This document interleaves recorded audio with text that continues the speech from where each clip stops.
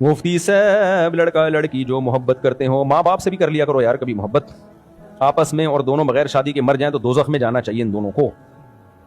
کہہ رہے ہیں تو کیا جنت میں مل سکیں گے؟ اور اگر کسی اور سے ہو جائے شادی پھر نہ مل سکیں گے؟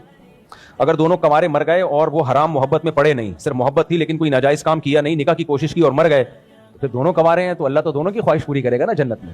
پھر تو اللہ انشاءاللہ اللہ سے پوری امید ہے دونوں کی شادی کرا دے گا وہاں پہ. لیکن اگر ناجائز نہیں کیا کچھ, اور اگر اس کی کہیں اور شادی ہو گئی تو پھر قبر پہ یہ شعر لکھ کے لگا دیا جائے, دل کے ارماں آنسوؤں میں بہہ گئے, ان کے بچے ہم کو ماموں کہہ گئے.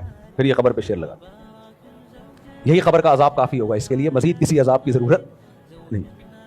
اور وہ جب اس کے بچے ہو جائیں نا, وہ قبر پہ آ کے اس کو ماموں بھی بولیں کہ ماموں آپ کی مغفرت کی دعا کے لیے حاضر ہوا ہوں. جو جس کی بیوی ہوتی ہے جنت میں اسی کو ملے گی نا. تمہیں کسی اور کی بیوی پسند آ رہی ہے تو تمہارے اندر فالٹ ہے نا. اللہ اس کا شوہر بولے گا اللہ میری بیوی تھی پسند, اس کو آ رہی تھی تو یہ کیوں دے دی اس کو. یہ جب کسی کی بیوی بن گئی تو سوچنا چھوڑ دو اس کے بارے میں, سوچو گے تو جنت میں جاؤ گے ہی نہیں. ایک تو پردہ بہت ضروری ہے.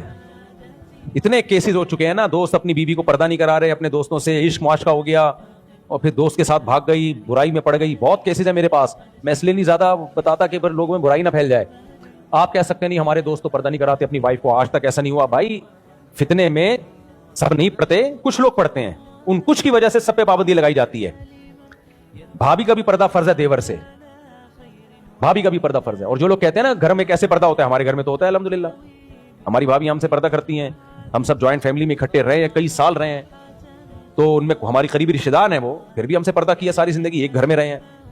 تو یہ پردے وردے کی باتیں لوگ ایسی غلط کر رہے ہوتے ہیں, سب کچھ ہو سکتا ہے گھر میں. اللہ کا خوف پیدا کرو دل کے اندر.